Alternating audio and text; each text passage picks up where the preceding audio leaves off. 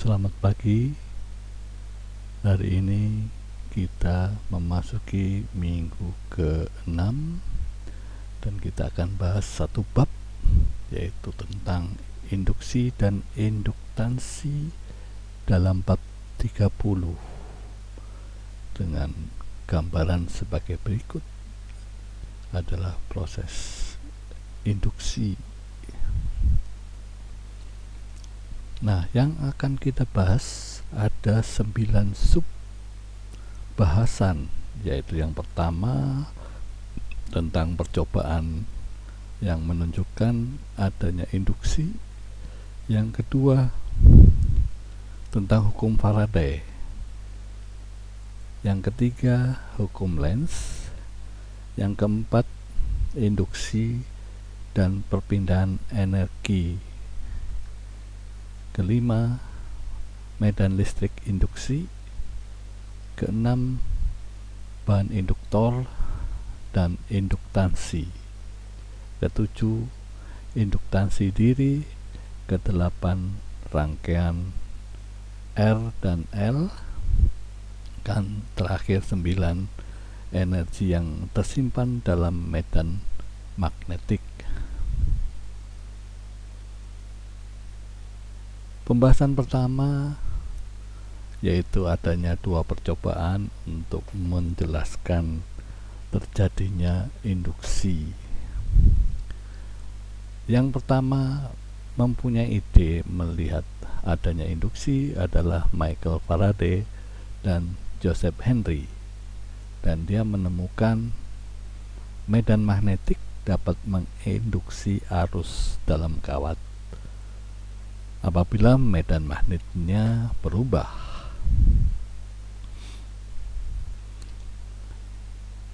GGL dan arus yang disebabkan oleh medan magnet disebut GGL induksi atau arus induksi buat arusnya ya. Jadi penyebabnya adalah medan magnet yang berubah. Jadi proses pengamatan Faraday dan Henry ini itu yang disebut induksi magnetik. Coba kita lihat, perhatikan percobaan yang pertama, yaitu ketika ada kumparan yang ujung-ujungnya disambung pada alat ukur ammeter, yaitu alat ukur arus ya. Kumparan, apa yang dimaksud kumparan seperti ini ya. Jadi ada sebuah loop yang melingkar begini, tertutup ya, disambungkan dengan alat ukur arus ammeter, dan ada medan magnet atau magnet, batang magnet ini dengan kutub utara selatan yang seperti ini ya. Jadi ujung kumparan atau loop ya, itu dihubungkan dengan alat ukur arus ya. Jadi ketika ada magnet memasuki area loop atau kumparan ini, maka terjadi pergerakan alat ukur ini, ammeter ini, akibat gerakan dari magnet. Jadi ada gerak jarum sesaat ketika magnet ini bergerak menuju ke kumparan ya, masuk ke dalam kumparan. Nah, arus juga diinduksi ketika magnet ini ditarik keluar dari kumparannya ya, tapi dengan arah yang tadinya menuju ke kanan, akhirnya dia ke kiri ya. Jadi dengan demikian ternyata ada arus listrik ya yang terdeteksi oleh arusnya oleh alat ukur ammeter. Nah, langkah-langkahnya sebagai berikut. Jadi loop konduktor ini ya dihubungkan dengan alat ukur arus, tapi tidak ada baterai, artinya tidak ada sumber tegangan ya. Jadi di sini betul-betul tidak ada arus listrik ya, hanya alat ukur saja. Yang kedua langkahnya, magnetnya digerakkan mendekati loop, maka ada arus dengan gerakan jarum ammeternya ya. Nah, ketika medan magnetnya berhenti, ternyata tidak ada arus ya. Dan kalau dia digerakkan menjauh, artinya ditarik ke sana, maka arusnya tadi sudah kita lihat adalah bergerak berlawanan arah ya. Ini prosedur percobaan kita ingin mengetahui adanya arus listrik akibat ada gerakan magnet yang melewati suatu rangkaian tertutup atau loop ya, atau disebut kumparan juga boleh. Yang kedua, kesimpulannya adalah, kesimpulan percobaan pertama ini, arus muncul ketika ada gerakan relatif antara loop dan magnet ya. Jelas ada fluktuasi magnet, medan magnet yang melewati loop ya, akan muncul arus. Jadi yang kedua kesimpulannya, arus menghilang ketika gerak relatif berhenti ya, ketika magnetnya tidak digerakkan ya. Nah, kalau gerakannya lebih cepat akan menimbulkan arus lebih besar ya. Keempat, pengamatannya, jika magnet utara bergerak menuju loop menghasilkan arus searah jarum jam. Jadi nanti kalau dia dipakai kutub selatan, maka dia berlawanan jarum jam ya. Tapi ketika utara ditarik, maka dia akan berlawanan jarum jam. Artinya antara kutub utara dan kutub selatan, maka kutub utara ini dia menggerakkan jarum jamnya sesuai dengan alat ukur jarum itu sesuai dengan arah putaran jarum jam. Tapi kalau selatan dia akan berlawanan jarum jam ya. Jadi ini kita bisa mengecek di mana kalau jarum jam terpenuhi oleh gerakan jarum ammeter, maka dia yang masuk ke dalam loop adalah kutub utara. Nah, arus yang diproduksi loop merupakan arus induksi atau imbas ya, artinya induksi itu terimbas ya. Jadi ada arus yang diimbas oleh medan magnet ya. Nah, kita definisi GGL itu adalah kerja per unit muatan. Jadi di sana tentu saja ketika ada arus itu tentu ada aliran muatan ya. Tapi dengan demikian ketika ada arus, maka ada GGL juga, atau gaya gerak listrik atau sumber tegangan ya, terinduksi. Jadi selain ada arus terinduksi, juga terjadi GGL induksi ya. Nah, proses yang menghasilkan arus dan GGL ini dengan prinsip percobaan yang tadi itu disebut induksi atau imbas tadi ya. Ini percobaan pertama ketika loopnya atau kumparan tidak diberi arus ya. Nah, sekarang kita lihat percobaan yang kedua, ya, tetap yang pertama ini tidak diberi arus, tapi di sini bukan medan magnet, tapi dia kumparannya diberi sumber tegangan, yaitu baterai, ya. Jadi percobaan kedua ada dua loop yang didekatkan, ya, yang satu dihubungkan dengan ammeter, yang satunya dihubungkan dengan baterai, ya.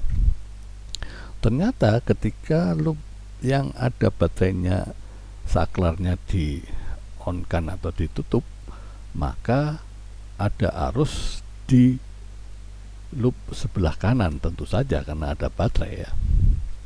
Nah,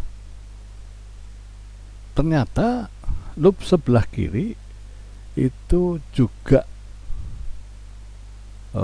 menunjukkan ada arus, ya. Jadi ketika di sini baterainya disambung atau memberikan arus pada kumparan satu atau loop satu ini, maka kumparan yang sebelah kiri ammeternya menunjukkan ada gerakan jarum sehingga di indikasi ada arus listrik, ya. Ini ada arus terinduksi. Jadi ketika saklar dibuka atau dilepas, ya, karena dia tadinya masih memiliki karena awalnya adalah ada arus, maka dia ada medan listrik, ya, medan listrik.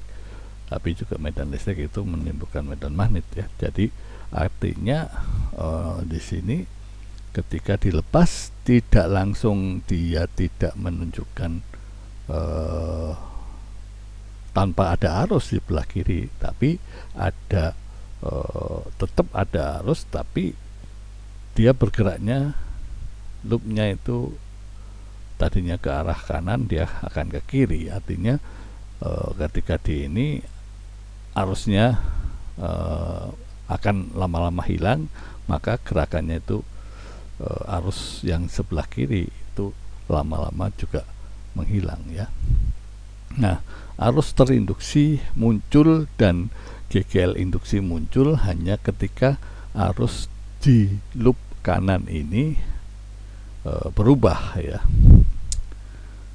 Jadi prinsipnya yang tadi itu magnet, yang di sini adalah arus listrik, ya. Jadi switch ketika dibuka tidak ada arus sehingga tidak ada medan magnet, ya. Jadi ketika ditutup di awal tadi, ketika dibuka maka di sini belum ada gerakan, tapi ketika dia ditutup maka ada arus meningkat sehingga timbul medan magnet di sekitar loop. Jadi sehingga medan magnet yang di sini menginduksi kumparan sebelah kiri, ya. Jadi meningkatkan gerak medan magnet akan menunjukkan jarum ammeter itu bergerak sehingga timbul terjadinya arus di kumparan sebelah kiri, ya.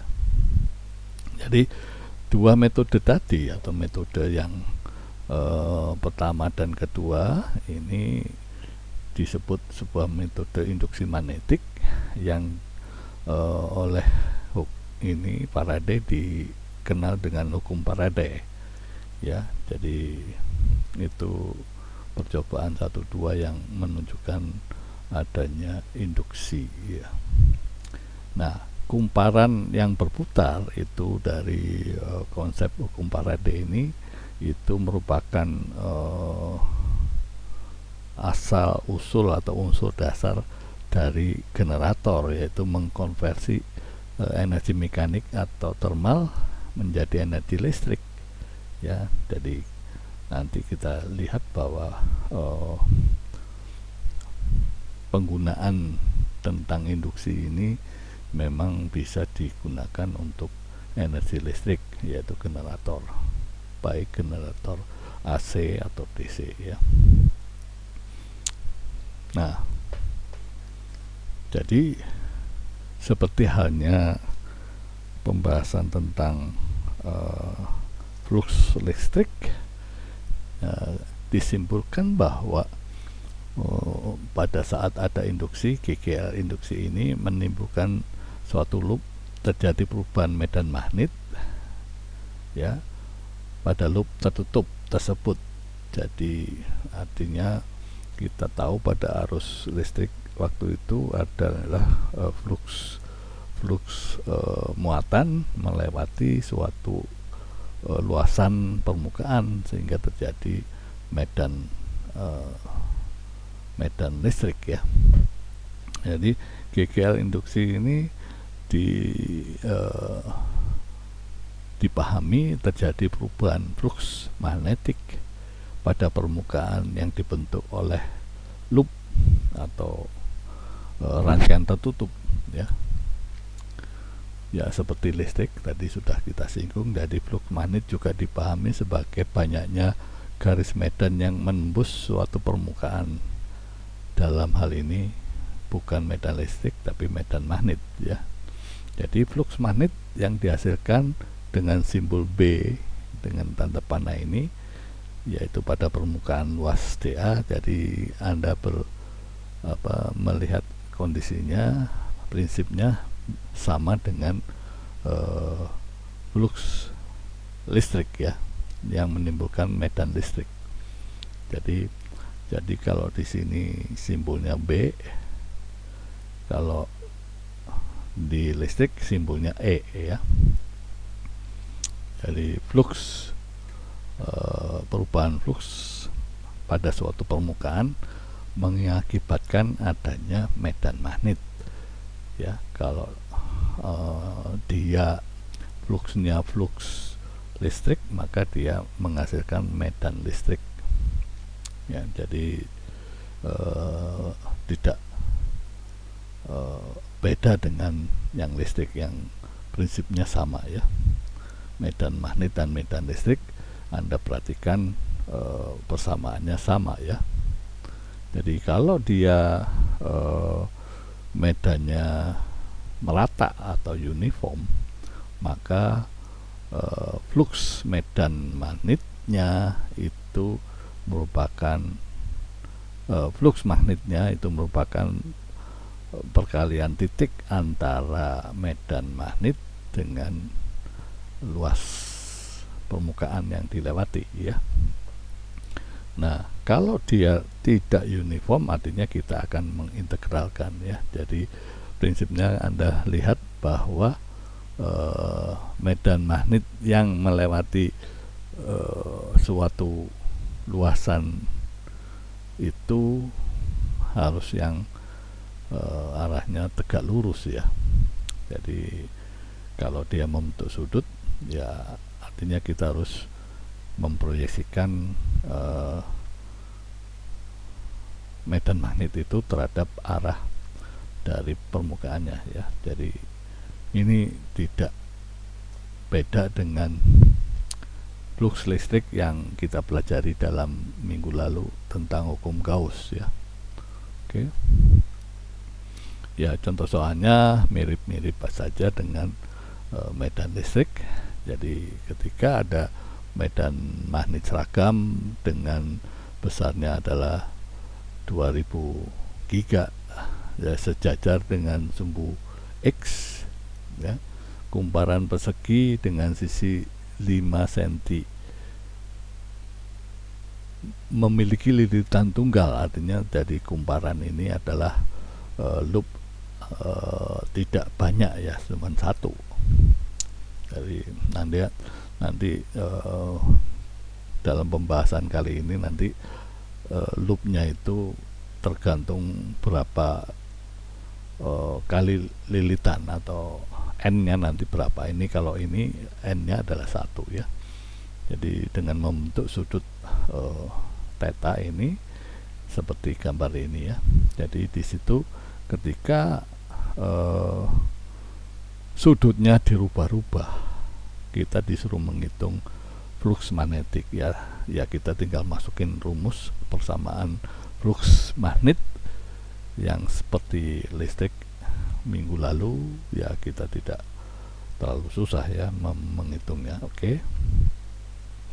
Juga yang kedua yaitu bagaimana flux itu tergantung dari jumlah lilitan ya. Jadi di sini medan magnet seragam dengan sumbu kumparan melingkar yang terdiri atas 300 lilitan, berarti ada N kali lilitan, itu banyaknya kumparan atau ya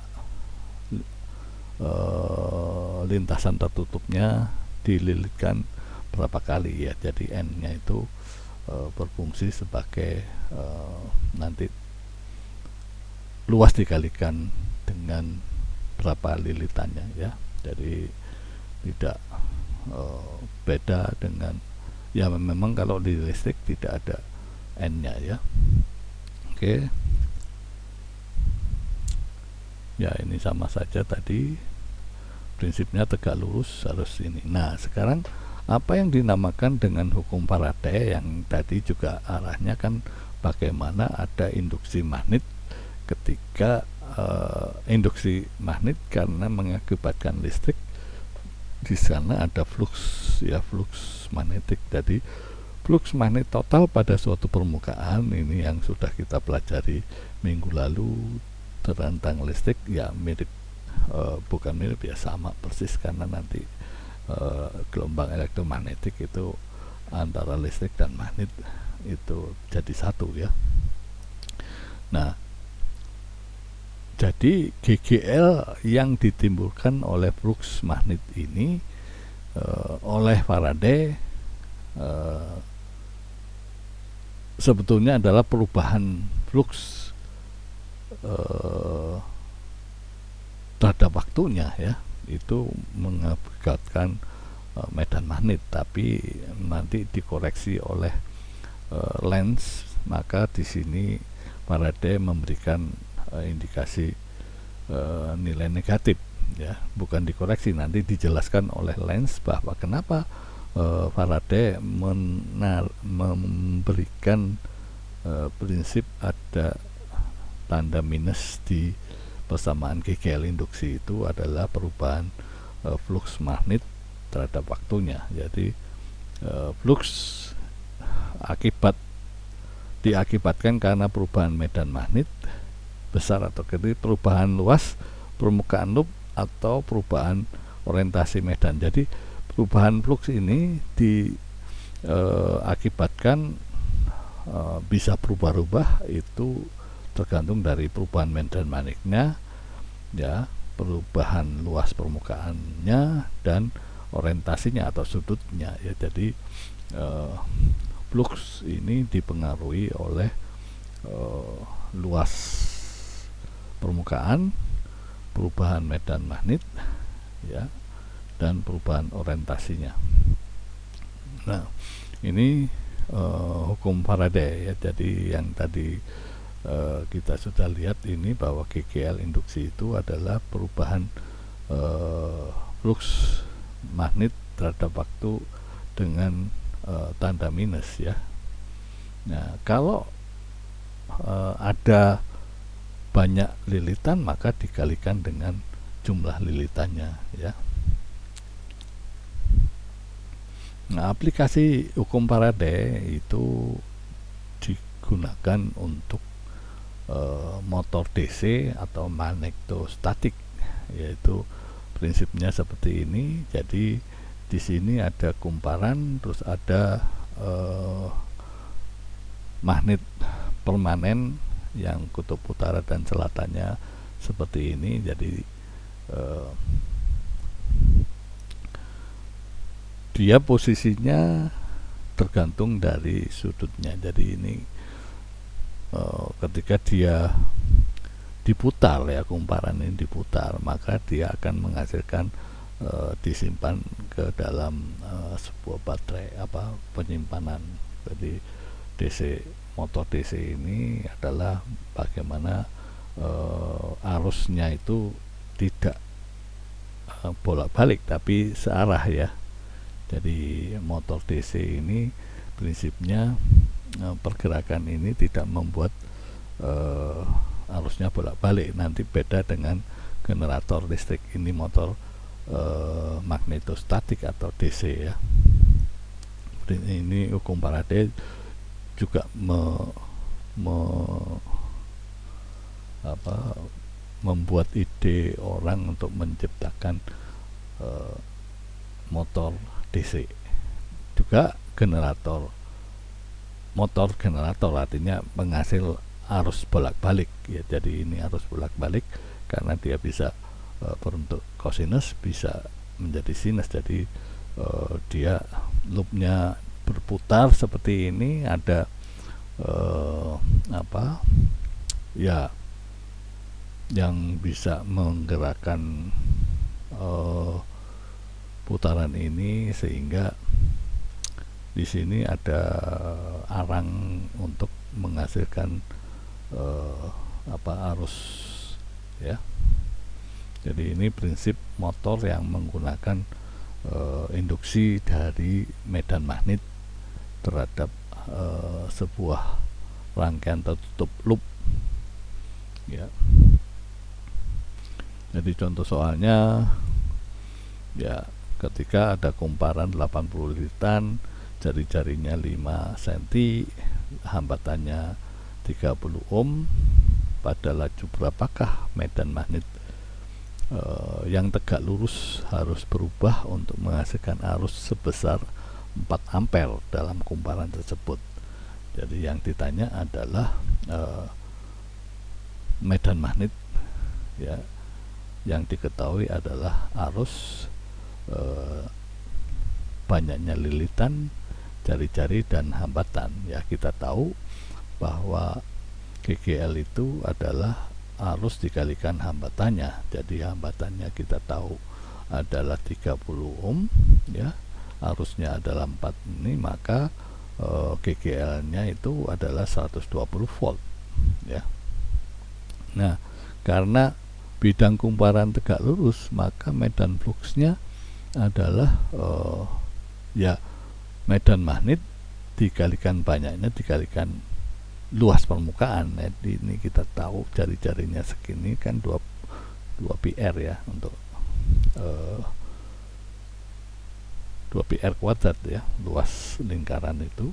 Maka di sini kan laju medan magnet, laju itu adalah perubahan medan magnet terhadap waktu ya. Jadi GGL tadi kita nyatakan bahwa dia adalah perubahan flux terhadap waktunya. Kita dapatkan dari sini ada 120 volt, maka kita bisa lihat tadi flux ini adalah banyaknya lilitan dikalikan luas dikalikan dengan medan magnetnya ya, ini flux.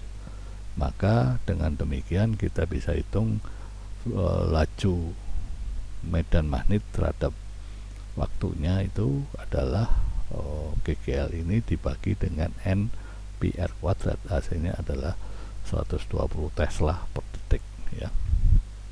Oke ya, untuk selanjutnya yang kelima nggak perlu di ini, soalnya sama-sama semua ya, tinggal Anda masukkan. Nah sekarang hukum Lenz. Hukum Lenz itu mempertegas tanda minusnya yang diberikan oleh Faraday itu adalah mengapa seperti itu.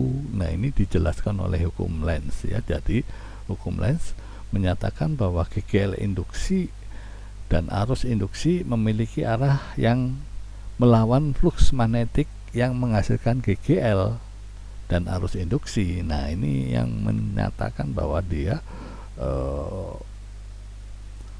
berlawanan dengan arah induksi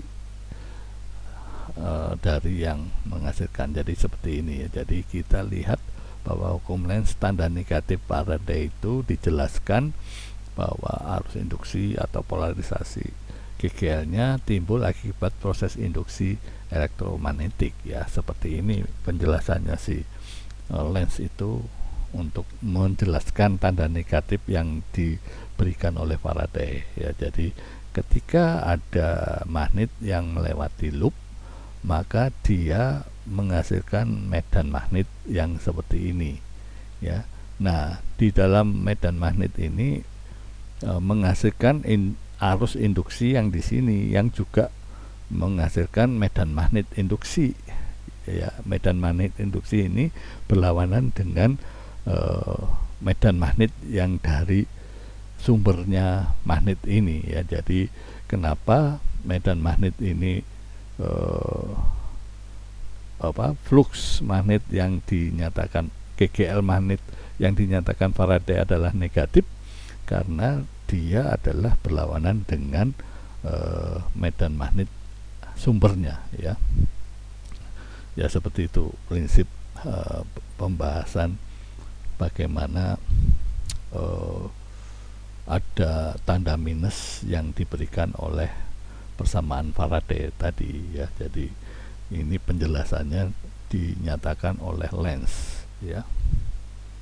Jadi seperti itu tadi penjelasannya. Ini hanya penggambarannya saja ya. Kalau dia ada perubahan kutubnya, maka akan terjadi perubahan arusnya ya. Jadi nah, hukum Faraday tentang induksi seperti ini. Yang ini Lenz itu menyatakan bahwa induksi melawan perubahannya ya. Nah, yang keempat kita akan bahas tentang induksi dan perpindahan energi ya. Secara umum kita tahu bahwa GGL merupakan hasil induksi dari gerak relatif medan magnet pada lintasan arus seperti ini ya. Jadi kita lihat bahwa ketika ada kumparan yang seperti ini dengan ciri-ciri bahwa dia ada lebarnya adalah L ya, terus dia digerakkan di area medan magnet seperti ini ya. Dari tadinya di sini dia bergerak ditarikkan ke sana dengan suatu kecepatan V, yang dimana medan magnet itu punya tebal atau jaraknya adalah B, maka dia bergeraknya loop ini adalah X ya. Jadi di dalam kumparan ini itu terjadi medan F2 dan F3 itu adalah gaya yang dilakukan tegak lurus pada bahan ini, maka dia dianggap tidak berpengaruh ya. Jadi tapi yang ada pengaruh adalah gaya yang F1 ini ya. Jadi kita tahu bahwa flux magnet pada loop itu tadi adalah merupakan medannya dikalikan dengan luas ya. Jadi flux ini adalah merupakan medan dikalikan luas. Kita tahu luas yang terjadi pada loop ini adalah dari X ini dan lebarnya ini ya. Luas itu kan panjang kali lebar ya. Jadi XL ini adalah luas. Jadi perubahan flux magnetik ketika digerakkan dengan suatu laju tertentu V, maka ya perubahannya itu terjadi perubahan flux dan perubahan X nya ya, karena ditarik ke arah kanan maka X nya ini akan berubah-ubah kan, jadi fluxnya juga berubah. Jadi ketika perubahannya tentu saja melalui suatu perubahan waktu, maka bisa dinyatakan sebagai seperti ini ya. Perubahan flux terhadap waktu kita nyatakan sebagai GGL induksi yang tadi sudah terdefinisi ya. Jadi dengan demikian merupakan medan magnet dikalikan dengan perubahan jarak terhadap waktu adalah kecepatannya ya, dikalikan dengan L-nya ya, kita tahu bahwa ini adalah X kali L, maka yang berubah adalah X dt adalah V, maka dikalikan L. Maka di sini kita bisa tentukan bahwa arus induksi, kalau ini kita tahu GGL atau tegangan induksi itu adalah ini, maka arus itu adalah ini dibagi R kan. Jadi V itu menurut hukum Ohm adalah V sama dengan I kali R. Maka kalau kita cari I, maka ini dibagi R ya. Jadi I nya adalah 1/R dikalikan flux magnet, sedangkan flux magnetnya adalah B kali kecepatan dikalikan L. Maka di sini pada saat kita menggerakkan bidang loop atau kumparan ini, yang kita tahu kecepatannya berapa dan dimensinya berapa, ya kita mendapatkan GGL induksi dan arus induksi, di mana kita tahu medan magnetnya diketahui biasanya, dan kecepatannya kita tahu ya, kecepatan kita tariknya ketahui, maka seperti itulah. Jadi R ini adalah untuk menentukan arusnya ya. R itu adalah hambatan dari bahannya ya. Ini bagaimana kita menentukan GGL induksi dan arus induksi dalam sebuah loop yang digerakkan di area medan magnet ya. Nah, seperti itu. Nah, gaya F1 itu adalah bagian dari loop yang kita lihat tadi, adalah yang melawan dari gaya yang kita berikan ke kanan ini ya. Jadi F1 itu kita dinyatakan adalah hasil dari induksi arus dikalikan luas dikalikan medan magnet ya. Jadi ini gaya yang mengarah ke kiri itu adalah yang diakibatkan oleh arus dengan luas lebar dengan medan magnetnya ya. Jadi kita tahu tadi arus itu adalah dinyatakan di dalam V dibagi R dikalikan lebar atau dimensi loopnya ya, dikalikan magnetnya, sehingga gaya satu itu adalah sebesar ini. Nah, kita tahu kalau namanya usaha itu dalam mekanika kita sebut adalah perubahan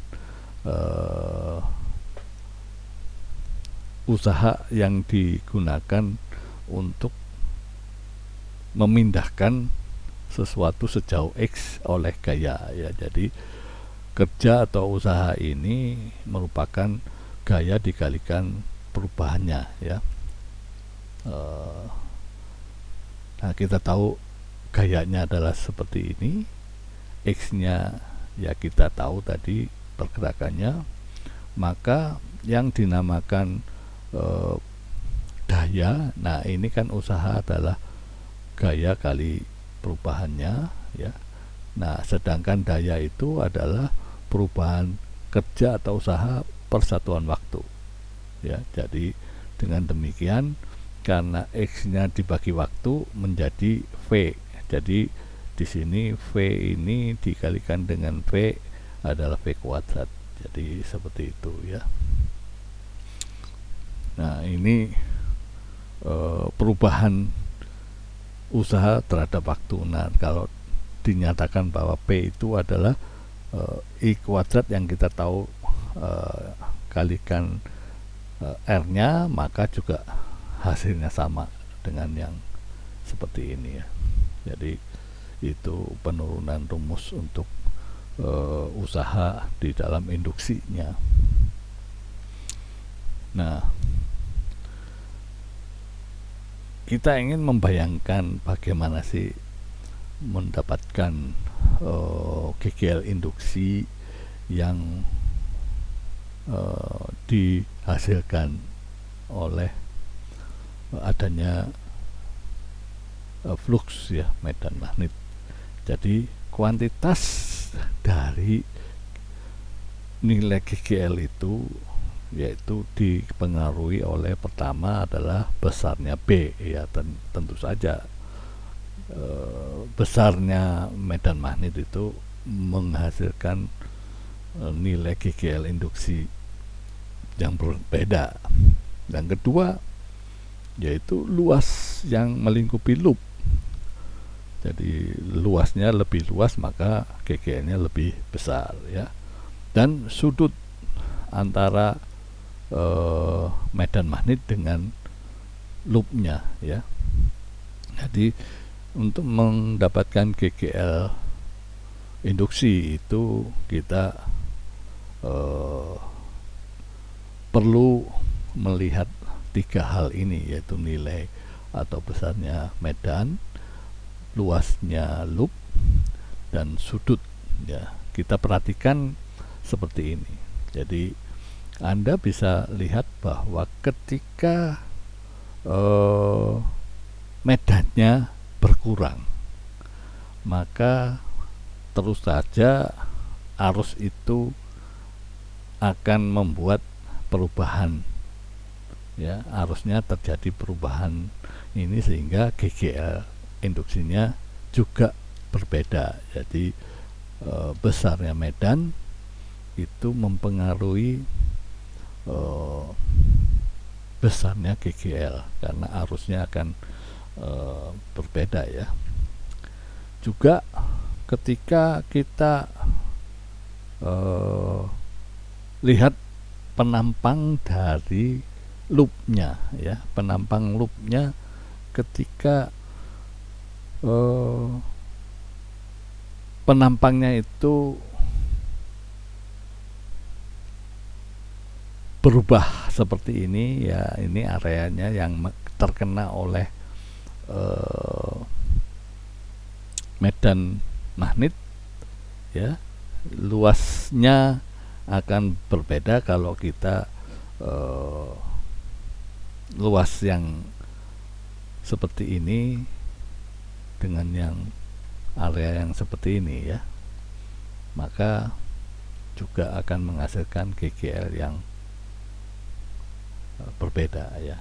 Nah, sekarang kalau dia diputar seperti ini ya, sudutnya itu kalau dia penampangnya seperti ini itu menghasilkan flux yang masih ada, sedangkan kalau yang yang sejajar dengan fluxnya ini medannya fluxnya sama dengan 0. Jadi sudut, luas, dan besarnya medan itu menghasilkan GGL induksi yang berbeda ya.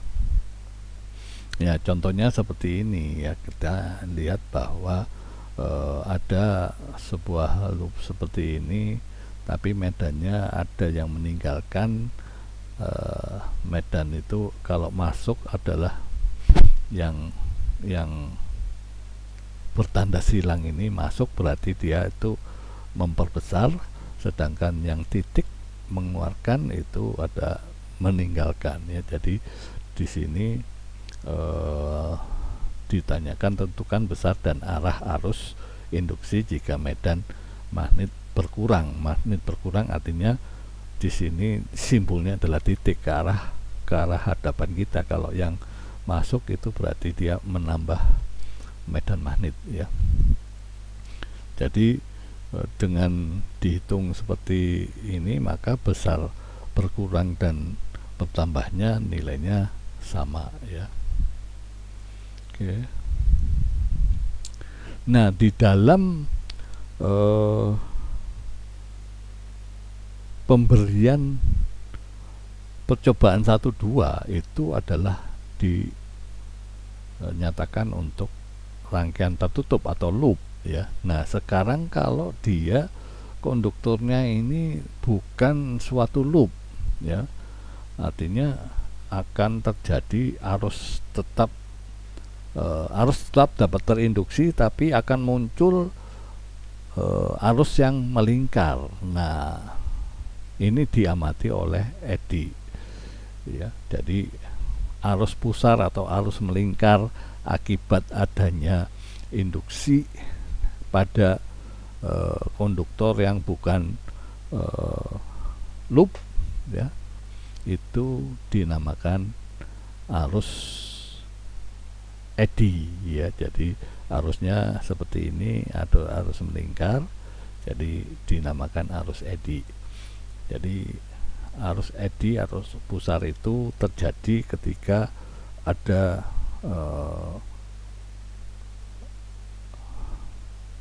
konduktor yang bukan loop, artinya dia masih terbuka ya seperti ini, tapi akan menimbulkan arus yang berputar, itu dinamakan arus eddy ya. Bagaimana membuat adanya gaya ini dan membuat pergerakan ini akan susah ya. Jadi untuk membuat supaya konduktor itu bisa melewati medan magnet, maka ada cara untuk menghilangkan arus eddy ini, arus pusar ini, yaitu dengan cara lempengan ini diberi dibungkus isolator. Jadi arus putarnya akan terkurangi atau hilang ya. Jadi yang pertama adalah membuat lempengannya dibungkus isolator, atau lempengan dipotong kecil-kecil ya, sehingga akan mengurangi arus pusarnya. Oke, itu hanya sebagai gambaran bahwa kalau konduktornya bukan suatu rangkaian tertutup atau loop, maka ada terjadi arus induktor sehingga akan menghambat pergerakan konduktor itu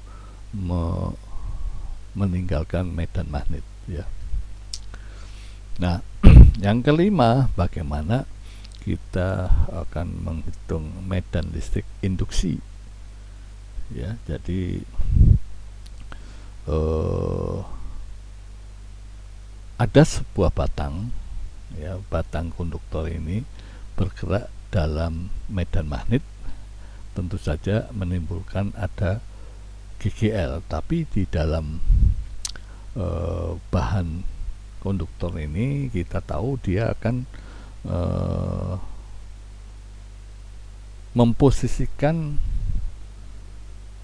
konduktor itu kutub positif dan kutub negatifnya akan terpusat di ujung-ujung ya. Jadi ya, dengan demikian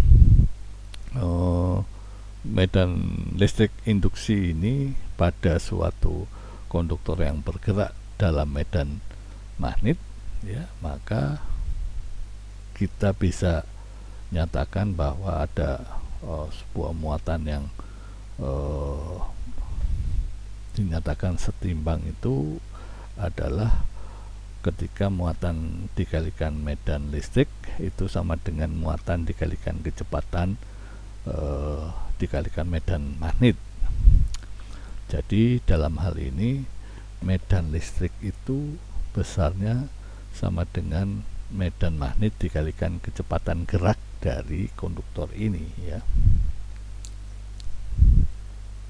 Nah, ternyata gaya gerak listrik dari medan induksi terhadap batang konduktor ini adalah, kita tahu batangnya panjangnya L, maka GGL yang ditimbulkan itu adalah medan listrik dikalikan dengan panjang dari konduktornya ya. Jadi GGL-nya adalah medan listrik kalikan L. Nah, kita tahu bahwa medan listrik tadi adalah medan magnet dikalikan dengan kecepatan gerak dari konduktor batang ini. Jadi GGL yang terjadi itu bisa saja dinyatakan ke dalam bentuk medan listrik dikalikan panjang dari batang konduktor, atau karena dia berada di dalam medan magnet, maka besarnya GGL induksi itu adalah perkalian antara medan magnetnya dikalikan dengan kecepatan pergerakan batang konduktor ini dikalikan dengan panjang ini. Jadi Anda tahu bahwa ini kecepatan kan perubahan jarak terhadap waktu. Nah, ini menyatakan B L dikalikan V ini merupakan suatu luas, ya. Jadi tetap saja prinsipnya adalah flux magnet itu kalau berubah terhadap waktu menimbulkan GGL induksi, ya. Contoh soalnya GGL induksi itu ya tinggal masukin rumus, tidak perlu susah, ya, Anda pelajari aja sendiri. Nah, yang keenam kita akan bahas tentang induktor dan induktansi. Ya, kita sudah bahas tentang kapasitor, kapasitansi. Kita juga belajar resistor dan resistansi. Ya, artinya induktor itu adalah bahan yang seperti hambatan, itu adalah merupakan bahan yang menghambat arus listrik, ya. Kalau induktor atau kapasitansi adalah kapasitor adalah yang membuat penyimpanan muatan, ya. Nah, ini induktor itu adalah bahan yang bisa membuat terjadinya induksi, ya. Jadi induktor itu dinyatakan bahwa karena GGL komponen mempunyai induktansi menjadi penting, yaitu komponen yang dapat menghasilkan konduksi, artinya konduktor itu adalah dinamakan induktor, ya. Yang biasanya berupa lilitan kawat atau kumparan selenoid seperti ini, ya. Tadi kan kita dalam percobaan itu kumparannya tunggal, artinya lilitannya satu dilewatin medan magnet, ya. Jadi di sini adalah induktor seperti ini, ya. Maka ada arus yang menginduksi dari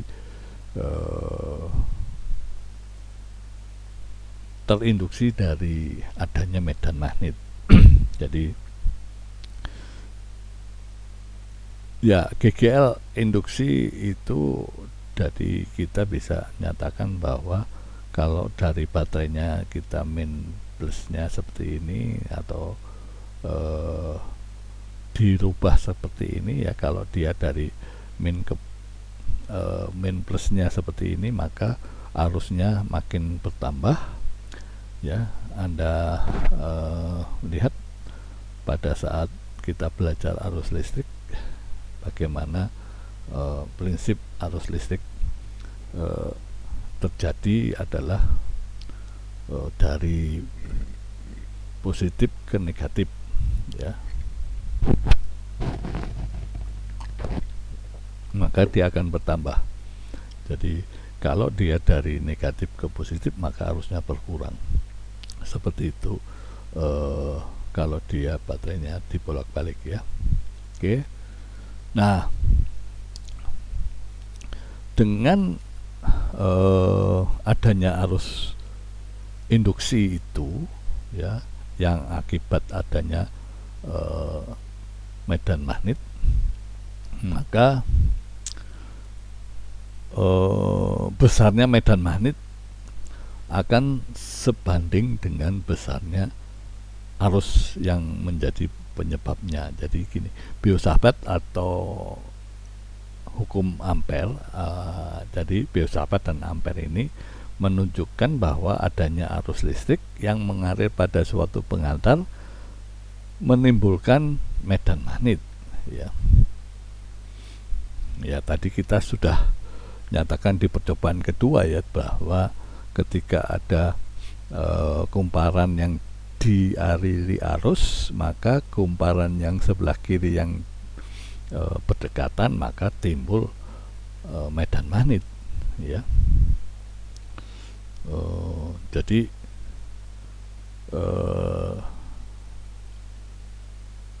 akan sebanding antara medan magnet dengan arus, ya. Nah, di sini dengan sesuai hukum biosahabat itu, bahwa untuk kawat, maka medan magnetnya adalah sebesar mu 0 dibagi 2 pi r dikalikan arusnya, ya. Ya, untuk yang berupa loop lingkaran pusat, maka perhitungan medan magnetnya adalah mu 0 dibagi 2 kali jari-jari kalikan I, ya. Jadi ini bentuk loop berupa kawat panjang atau loop lingkaran atau solenoid atau toroid, ya. Solenoid itu lilitan yang panjang, sedangkan toroid itu membuat lilitannya dalam lingkaran, ya. Solenoid itu di dalam tabung, ya. Jadi intinya adalah medan magnet itu sebanding dengan arus. Jadi sedangkan flux magnet sebanding dengan medan magnetnya, sehingga artinya flux itu juga sebanding dengan arus. Jadi ini saling berkaitan, bahwa medan magnet itu sebanding dengan arus, sedangkan flux itu sebanding dengan medan magnet. Jadi arus itu sebanding juga dengan flux, yang kita juga bahas tentang flux dengan arus listrik, ya. Jadi dengan demikian sifat antara magnet dan listrik itu berbeda tapi sama, gitu ya. Artinya dengan demikian kita nyatakan dengan elektromagnetik, ya. Jadi ada elektro, ada magnet, ya. Jadi begitu ada listrik maka ada magnet, begitu ada magnet ada listrik, ya. Nah, kesebandingan antara flux magnet dengan arus itu seberapa? Nah, ternyata itu tergantung dari nilai induktansi yang disimbolkan dengan L, ya. Jadi flux ini sebanding dengan arus, tapi ada konstanta yang dinamakan induktansi dengan simbol L, ya. Jadi induktansi kalau dia sendiri maka dia namakan L-nya itu, ya. Jadi sebanding antara flux magnet dengan arus penyebabnya, ya. Jadi nilai induktansi tergantung pada geometri sistem, ya. Kita tahu tadi bahwa tergantung dari luasnya, ya. Induktansi mempunyai satuan Henry, ya, dengan simbol H adalah volt detik per luas, ya.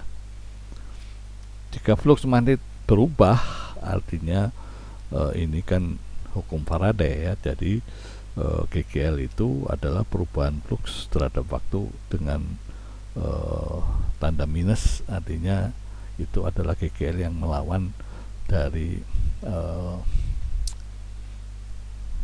adanya medan magnet, ya, yang membuat induksi. Nah, dengan demikian, karena kita tahu bahwa flux itu adalah induktansi kali I, maka bisa dinyatakan bahwa GGL itu besarnya adalah minus induktansi dikalikan dengan arus dibagi waktu, ya. Jadi flux itu dinyatakan merupakan induktansi dikalikan dengan arus. Nah, ya, induktansi diri itu artinya bahan itu mempunyai konstanta induktansi yang bisa menghasilkan flux, ya. Jadi tadi kita tahu bahwa flux total itu adalah induktansi dikalikan arus. Nah, flux total itu tergantung dari berapa jumlah lilitannya, ya. Jadi kumparan itu bisa dinyatakan dengan banyaknya lilitan. Kalau dia satu, ya ini satu. Yang tadi rumus yang pertama itu tadi, bahwa flux itu sama dengan induktansi dikalikan arus itu kalau n-nya 1, ya. Kalau banyak maka dikalikan dengan n fluxnya. Jadi seperti itu. Jadi GGL bisa dinyatakan sebagai induktansi dikalikan dengan perubahan arus terhadap waktu. Nah, ini gambaran ketika pelampangnya kita lihat seperti ini, ya. Tadi kita lihatnya seperti ini dengan arah arusnya seperti itu, sedangkan kita lihat dari samping seperti itu. Jadi hasilnya ya kita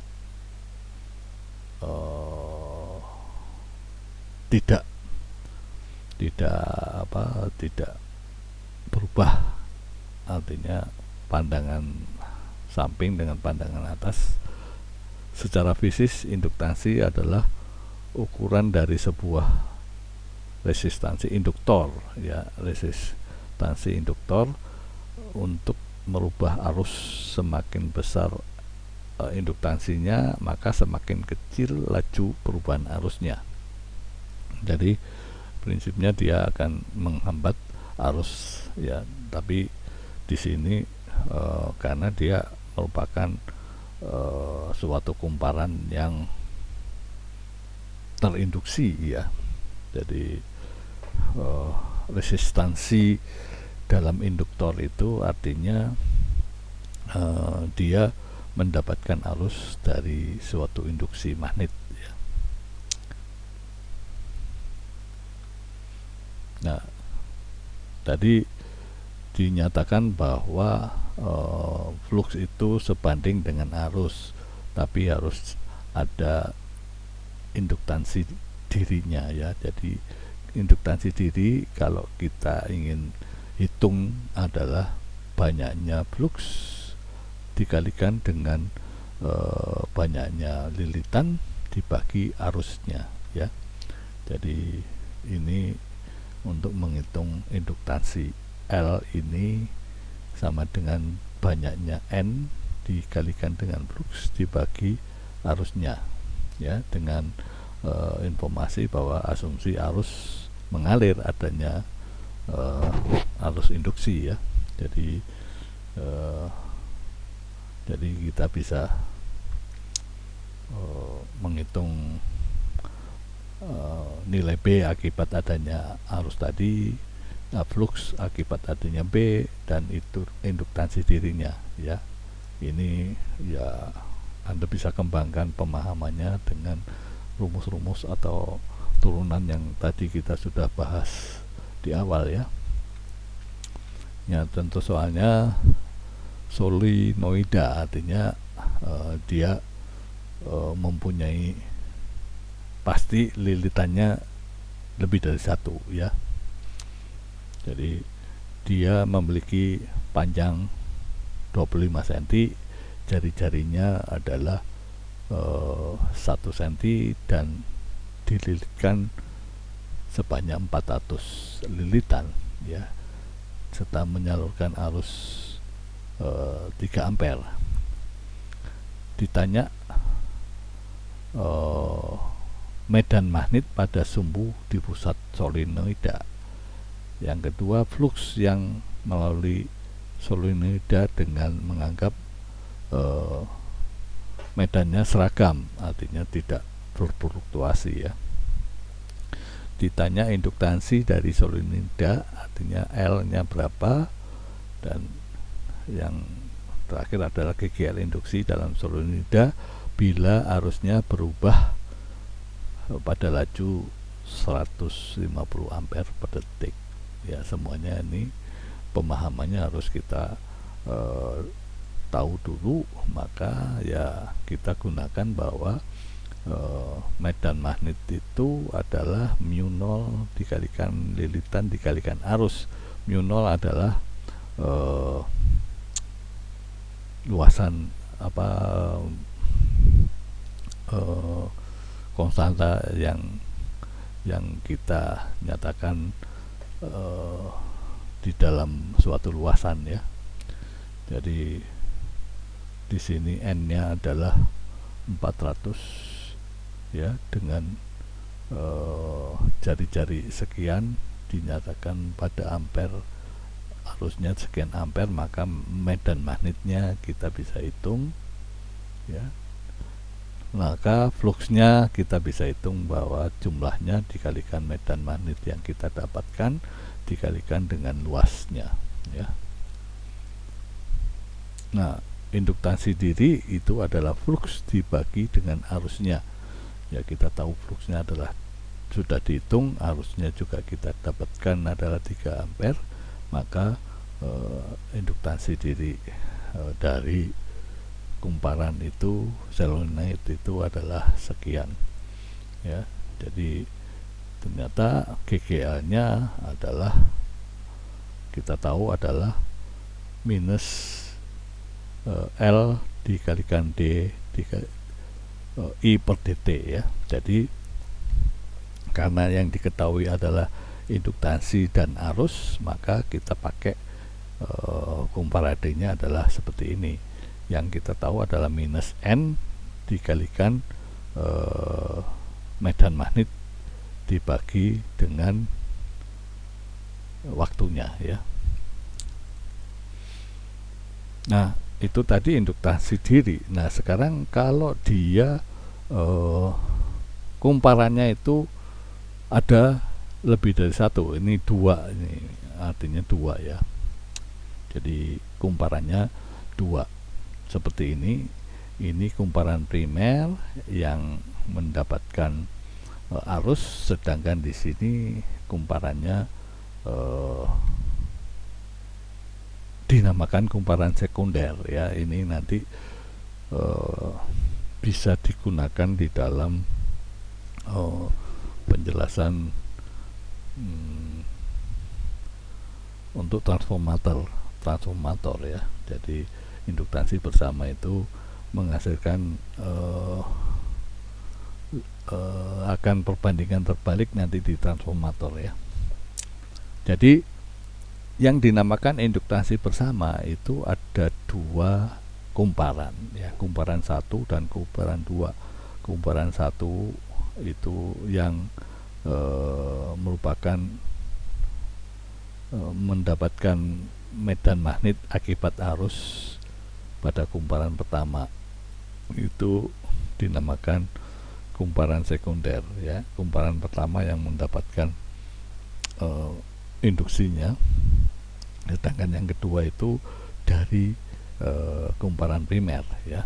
Jadi dinamakan induktansi bersama itu adalah simbolnya M, dimana jumlah lilitan eh, kumparan primer sekunder ya, S itu sekunder dikalikan dengan flux sekunder itu merupakan perkalian antara induktansi bersama M dengan arus dari kumparan primer ya. Ini prinsip induktansi bersama. Nanti kita lihat penurunan rumusnya seperti apa.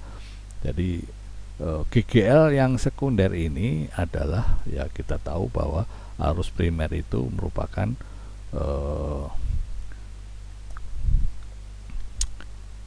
menjadi GGL itu adalah akan berubah terhadap waktu ya. Jadi dengan demikian jumlah lilitan dengan fluxnya ini mendapatkan hasil GGL kalau dia berubah fluxnya terhadap waktu dan arusnya berubah terhadap waktu. Ini akibat dari persamaan N dikalikan flux yang terjadi akibat arus primer ini dikalikan dengan induktansi bersama. Nah, penurunan rumusnya seperti ini ya. Jadi koil pertama ini yang mendapatkan induksi dari medan magnet, sedangkan koil yang kedua ini mendapatkan induksi dari koil 1 ya. Jadi GGL 2 akibat dari 1 itu rumusnya seperti ini ya. Jadi dengan tadi bahwa induktansi bersama itu merupakan perkalian antara flux lilitan kedua dengan fluxnya dibagi dengan arus primernya ya. Ini yang tadi kita bisa nyatakan di sini ya. Ini persamaan ini adalah diambil dari sana tadi ya. Jadi ini dinyatakan ketika kita mendapatkan GGL dari kumparan atau koil 2 ini dari akibat koil 1 kita hitung seperti ini, maka nilai N2 ini menghasilkan flux 2 per dt ini sama dengan ini sama dengan M21 ya. Jadi gimana M21 itu merupakan perkalian antara lilitan koil kedua dikalikan flux yang diterimanya dibagi dengan arus yang menimbulkan GGL dia ya. Jadi dengan prinsip seperti ini, ketika dibalik bahwa koil yang mendapatkan arus seperti ini adalah yang kedua, yang ke satu seperti ini, maka hasilnya sama bahwa GGL bersama induksi bersama ini besarnya adalah lilitan dikalikan dengan fluxnya dibagi arus primernya ya. Jadi dengan demikian kita simpulkan karena dia sama antara M12 dan M21, maka di sana diambil bahwa induktansi bersama itu disimpulkan dengan nilai M ya. Nilai M ini merupakan besarnya adalah lilitan yang terinduksi dikalikan fluxnya dibagi dengan arus yang mengakibatkan adanya induksi bersama ya. Itu prinsipnya induktansi bersama ya. Ini soalnya tidak perlu dibahas. Nah, penggunaan dari induktansi bersama itu digunakan sebagai alat yang namanya transformator, ya. Ya, ada dua transformator jenisnya, yaitu step up transformator, artinya ketika lilitan di sekunder ini lebih banyak dari yang primer, maka itu artinya dia menaikkan tegangan, ya. Jadi step up transformator artinya dia bisa menaikkan GGL-nya, ya. Sedangkan kalau yang sekunder ini lilitannya lebih kecil, maka dia akan menurunkan, diistilahkan dari step down, ya. Jadi di sini GGL itu tergantung dari banyaknya lilitan. Jadi perbandingan GGL itu sebanding dengan banyaknya lilitan, ya. Jadi GGL sekunder dibagi GGL primer itu sama dengan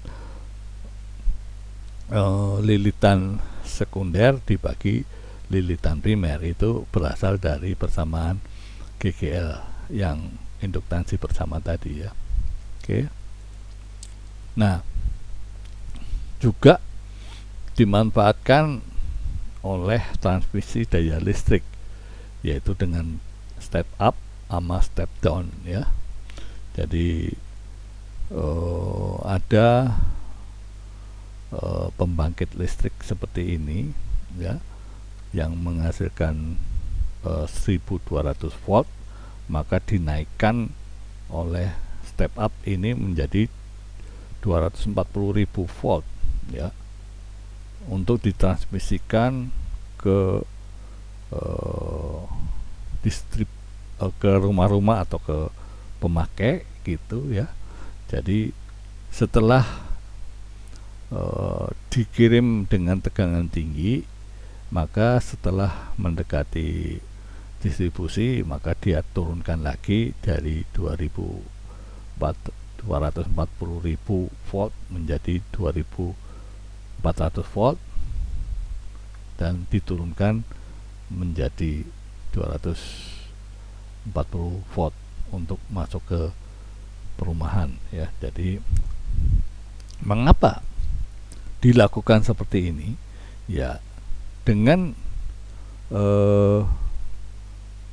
akan membuat daya yang hilang dikurangi dengan mentransmisikan model seperti ini. Jadi kita bisa lihat contohnya seperti ini, ya. Jadi kita tahu bahwa ada 120.000 watt daya listrik dikirim dari sebuah pembangkit listrik. Jalur transmisi memiliki hambatan seperti ini, maka hitung daya yang hilang jika dikirim langsung ke 240 atau ke 24.000 volt, ya. Ya, kita tahu bahwa daya itu adalah perkalian antara arus dengan tegangan. Jadi arusnya kita dapatkan ketika dayanya tahu, ya, dibagi dengan tegangannya yang diketahui adalah 240, maka arusnya adalah 2500 ampere, ya. Nah, kita tahu bahwa daya itu juga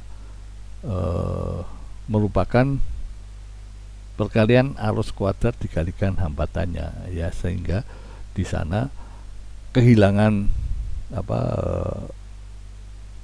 daya akibat terjadi panas, ya, itu sekitar 100.000 watt, ya. Sedangkan kalau digunakan dengan tegangan tinggi 24.000 akan terjadi kehilangan dayanya adalah 10 watt.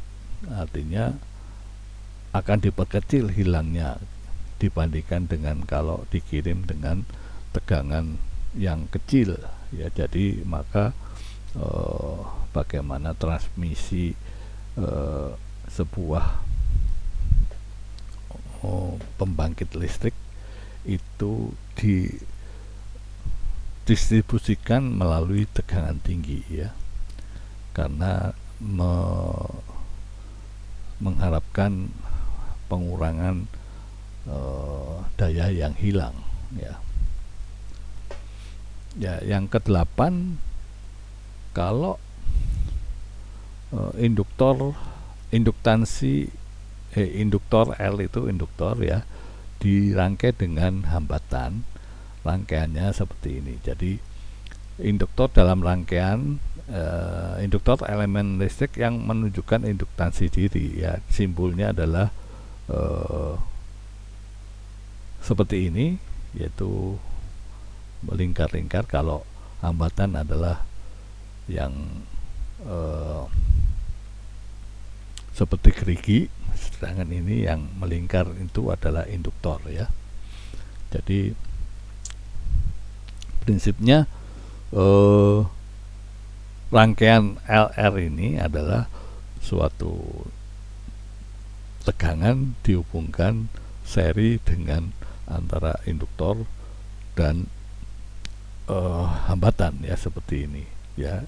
Jadi ketika saklar ini dihubungkan, maka ada arus melewati induktor, arus melewati hambatan dan melewati induktor. Jadi GGL yang ada di induktor itu yang kita tahu adalah induktansi dikalikan arus, perubahan arus terhadap waktunya. Ini prinsip GGL di dalam suatu induktor ya. Jadi sebetulnya induktor tidak menyukai adanya perubahan karena dia ingin keadaan stabil, kebalikan dari kapasitor yang membuat stabil, membuat kapasitor itu berubah-ubah ya. Jadi prinsip rangkaian itu seperti ini. Nah, kita lanjutkan di dalam rangkaian LR ini ya, maka sesuai hukum Kirchhoff, jumlah tegangan di dalam sebuah rangkaian tertutup itu adalah 0 ya, dimana rangkaian tertutup itu diawali dengan sumber tegangan epsilon ini ya, melalui suatu hambatan arus. Itu kita hukum Kirchhoff adalah kalau dia dilewati sesuai dengan arah arus, maka tegangannya adalah minus arus dikalikan hambatannya.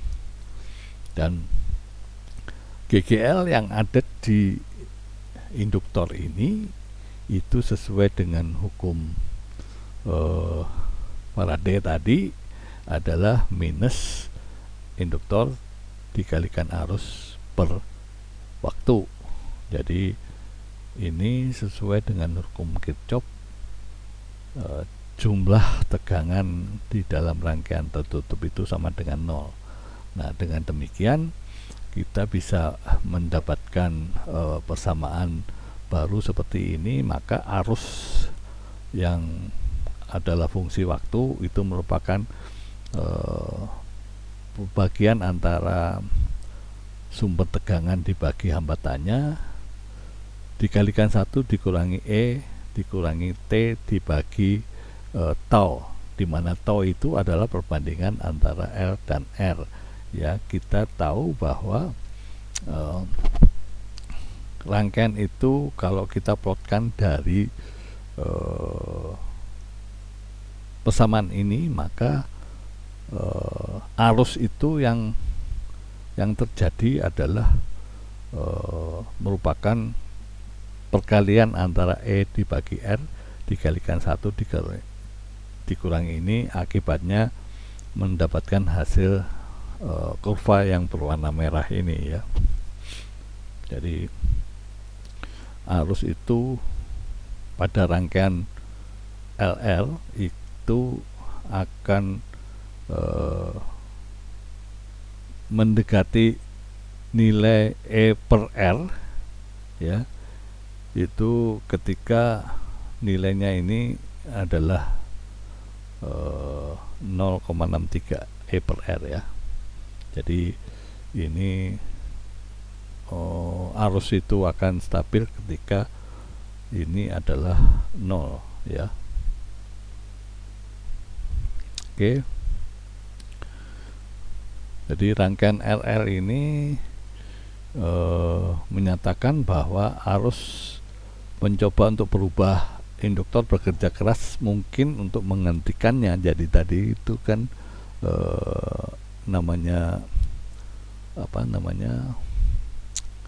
rangkaian RR ini mula-mula arusnya itu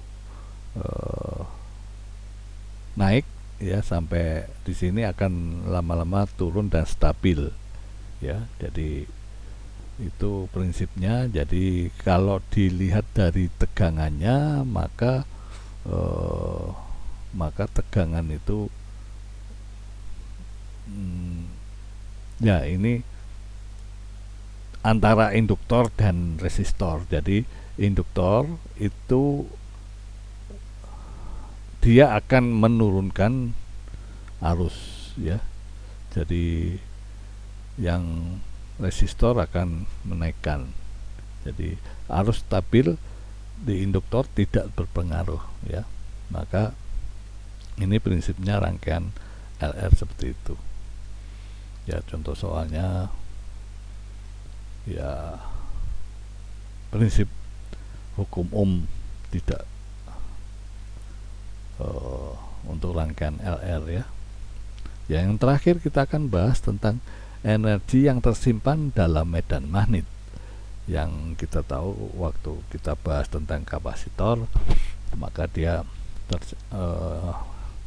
akan tersimpan di dalam kapasitor ya, karena muatan akan mengisi kapasitor sehingga penuh dan tegangannya mendapatkan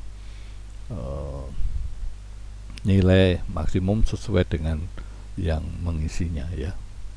Nah, seperti kapasitor, media penyimpanan energi di medan listrik, maka induktor menjadi media penyimpanan energi dalam medan magnet ya. Jadi antara kapasitor dan induktor itu sama-sama menyimpan energi.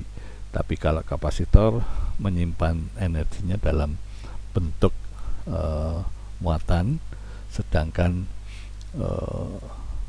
untuk induktor itu disimpan di dalam bentuk medan magnet ya. Kita tahu bahwa daya itu adalah perubahan kerja atau usaha terhadap waktu, yang kita tahu tadi juga merupakan arus dikalikan dengan tegangannya ya.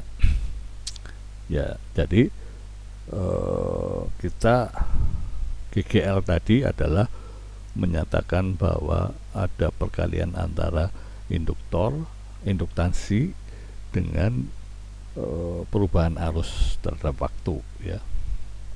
Jadi dengan demikian, karena usaha atau usaha itu adalah perubahan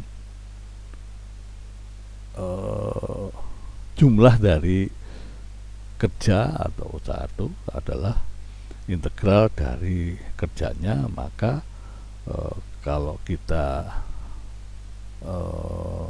ganti kerja itu adalah LI ya terhadap perubahan I terhadap waktu ya, maka ketika diintegralkan dari arus 1 sampai arus 2, maka energi yang tersimpan itu adalah setengah L dikalikan I kuadrat, I2 kuadrat dikalikan I1 kuadrat ya. Jadi dengan demikian, kalau ini dinyatakan sebagai nilai arus, maka energi yang tersimpan dalam induktor ya, karena dia itu adalah L itu induktansi.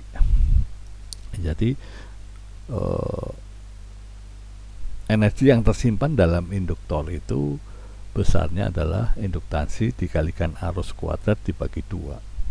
Ya, jadi ini pernyataan bahwa energi bisa disimpan dalam bentuk medan magnet, terutama di dalam induktor ya. Nah, kalau dia di dalam solenoid ya sama saja ya harusnya. Jadi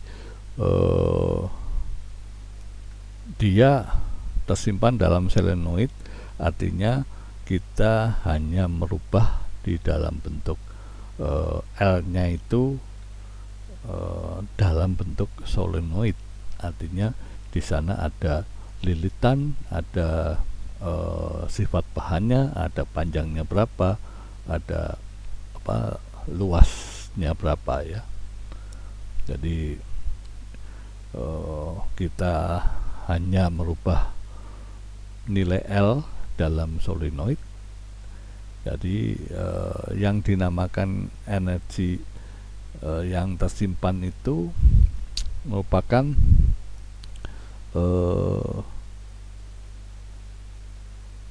perbandingan antara perkalian antara induktansi dengan arusnya dibagi 2 ya.